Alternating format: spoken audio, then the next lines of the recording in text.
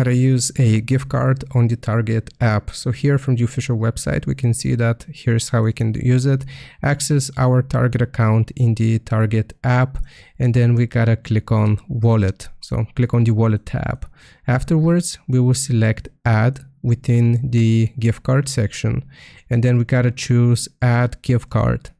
Then we simply gotta scan the Target barcode on the back of the Target gift card, or input the card gift card number and the access code to add it to our account.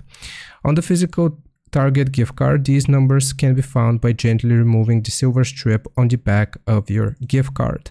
So that's how we do it within the app, and here you can see how we do it on Target.com as well.